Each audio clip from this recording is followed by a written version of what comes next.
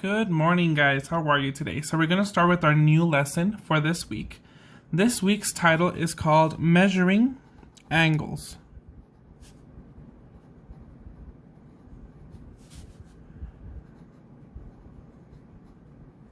Today is the beautiful day of April the 6th of 2020. Our objective for today is as follows. Objective TEKS 4.7c. Determine the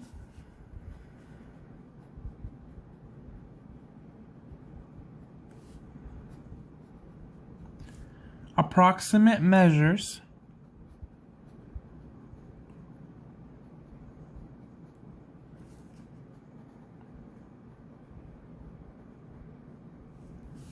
of angles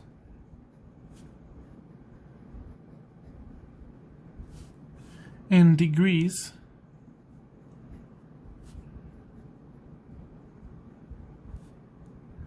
to the nearest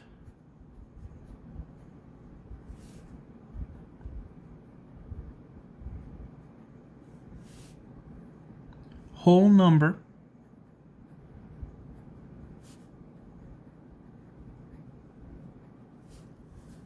using a protractor.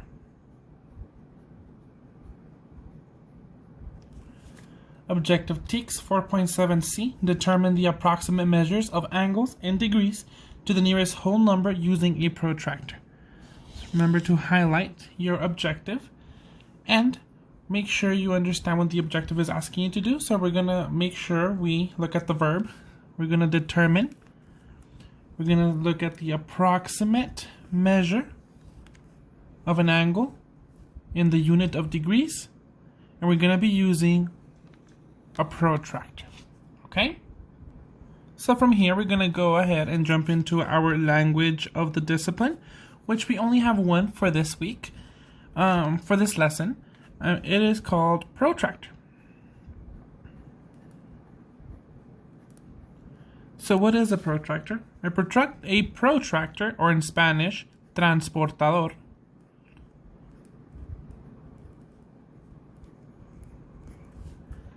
is a tool that is used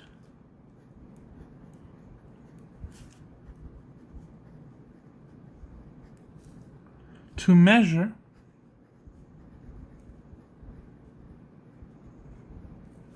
and draw angles.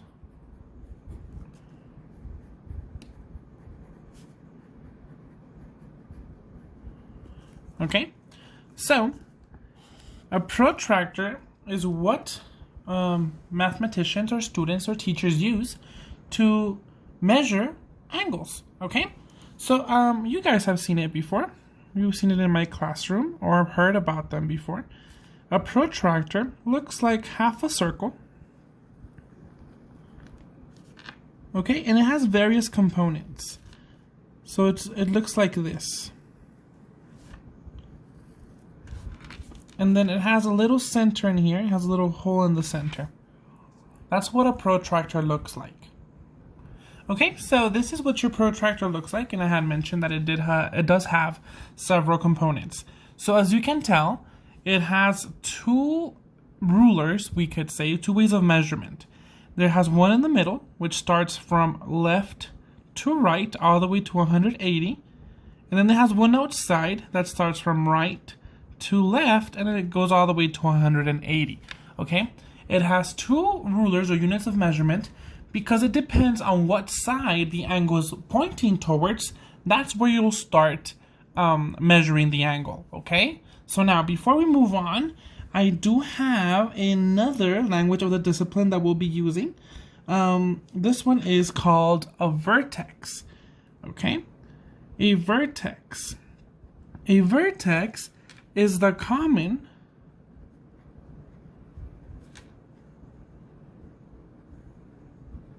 endpoint of the rays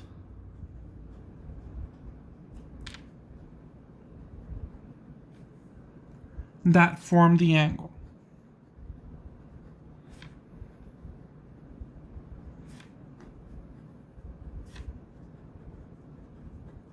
Okay, so the vertex is a common endpoint of the rays. So for example, we know that a ray, it has an endpoint and then a continuous line, correct? So angles are a combination of two rays. So we have a ray that moves on, another ray moving towards another direction, forming that angle. Okay? So that's where angles come from. We have two rays, right? That's one ray right here. We can call that ray number 1. And then ray number 2. That form the angle. The angle, what we're measuring is whatever's inside here. So we measure that, right? In what type of units? We had said measure in degrees, right? In our previous lesson, which looks like a little circle next to the number. So that's what we're measuring. So every time we're using a protractor, we want to measure here. So the vertex is this right here. That is our vertex. Okay, it's where both the center of our angle. Okay, and that's going to be crucial because we need to know where our vertex is at to know where to place our angle in our protractor. So now, how do we use that protractor to measure that angle? So there's two ways. First of all, we need to look at what direction, right? We're going to look at the direction. That's our first step. Step number 1. So look at the direction the angle is pointing at.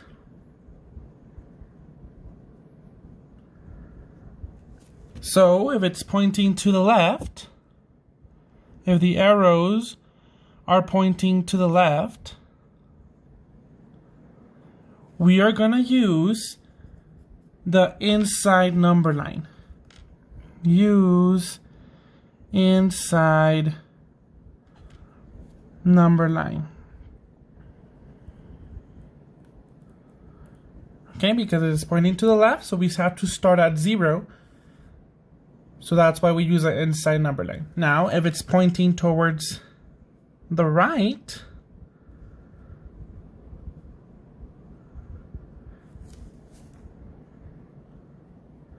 you will use the outside number line. Okay, so if it's pointing to the right, we'll use the outside number line because we want to start at 0, and that's where the 0 starts, pointing towards the right. Now, the vertex has to be centered. So our vertex has to go here. We need to place our vertex here. Okay? If you have a protractor at home, then you can use it and you can play around with it. But if not, do not worry. I'm placing some, I will be drawing some for you guys. So always our vertex will go there. So that point where the angle forms always goes in that middle. Now, we always want to align our lines into that section. So you see those lines here? Here and here. That is where we can align those rays, one of the rays, so we can go ahead and start a measurement. Okay, so for example, I'm going to draw an angle pointing towards the left, right? So if it's pointing towards the left, which number line am I going to use? The inside one. So as you can tell, it's centered on my vertex. It's already starting at 0. So we're going to start measuring upwards, okay? So if you can't tell, it's going by tens. So it's 10, 20, 30, 40, 50, 60. And it's in between 70 and 60. So what's the middle of 60 and 70? 65. So this angle, the inside of this angle, measures 65 degrees. Okay? That's how we use a protractor. Okay, so let's go ahead and take another look. Pardon my weird protractor here, but okay, I made it bigger so we're able to see it. Now remember, we have to take into consideration the rules that I previously gave you back here. Okay, these rules right here. So if it's pointing to, look at the direction where the angle is looking at. If it's pointing left, use the inside number line. If it's pointing right, use the outside number line, and make sure we align it. We align our vertex. If our vertex is not aligned in the center, we're not going to get the results we want. So always make sure that our vertex is aligned in that center circle. Okay? So for here, I'm going to do another example. Let's say my angle is pointing this way to the right. Right? It can go outside the protractor. It's all right. And now, let's say we connect it and goes this way. And my angles aren't, my lines aren't that straight, right? So now we notice, where is this line? The one that is centered to our vertex. Look at that line. Where is it pointing to? It's pointing to my right. Okay? That's the line we're going to be looking. That's the ray we're going to be paying attention to. When we look at our vertex, we're going to follow where that line is going. If it's going to the right, then we're going to use the outside number line. Okay? Now let's say it would have been, we look at an example and it's pointing towards the left. Then what do? Then that's telling us that we're going to go ahead and use the inside number line according to our instructions. So this one, where it's pointing to the right, so we want to find the measurement. This is how you will see what we want to look for. We want to look for this area right here. That area. How much does all of this measure? So if we're pointing to the right, we're going to start with the outside number line. So we can go 10, 20, 30, 40, 50, 60, 70, all the way, right? Until we find the other line where it stops. So here it goes from 0 to 130. So this angle that I just drew, measures 130 degrees. And there, that's simple, right? That's what it's telling us to do. That's all we have to do for this lesson. Locate the vertex. Where is my first line pointing toward either the right or the left? Which number line will I be using? The outside or the inside number line? And then start from there and stop where it connects to our other ray.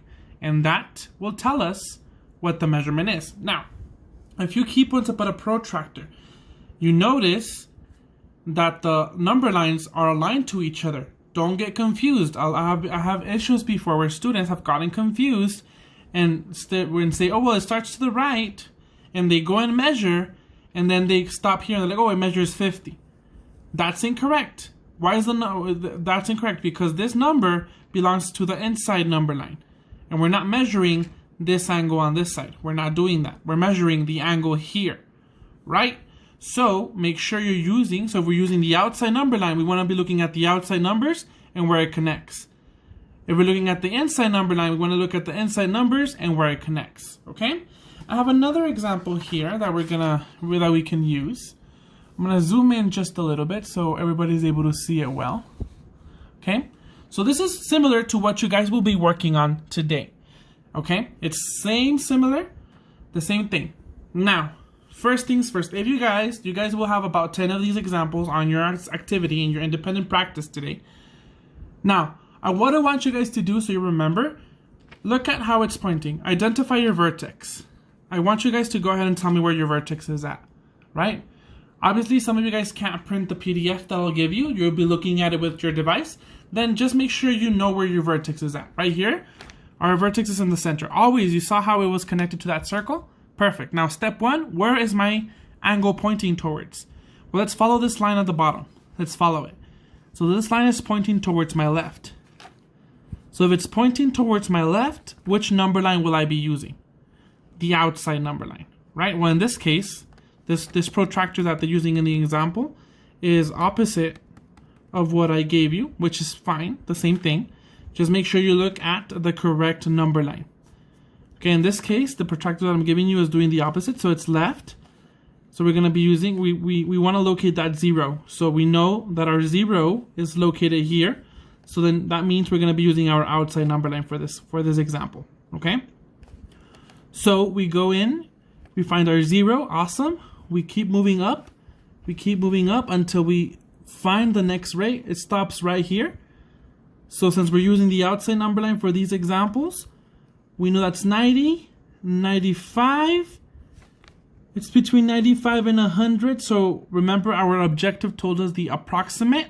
So we can say it's about 90, 96, 97 degrees. So let's say 97 degrees. And then we label our total. Okay? Now, for your independent practice, you will have various examples of these on your paper. What I want you guys to do is simply number on a separate sheet of paper 1 through 10. Find the angle measurements, write them on your paper, and submit that as your assignment. Okay? So that finishes our lesson for today. I hope this was a helpful lesson. Again, tips to remember. Look at where your first ray is pointing at. Some protractors are different, right? For example, the protractor given here is using the left as outside number line and the right as inside number line. So make sure you identify the 0 and then go from there. In this case, if the angle was pointing the opposite way, right? If it was pointing this way, then I would have gone here. The 0 is on the inside number line. Then I would have followed the inside number line. And I would have gone with that number where it connected. Okay? Thank you so much for today's lesson, and I hope you have a great rest of your day.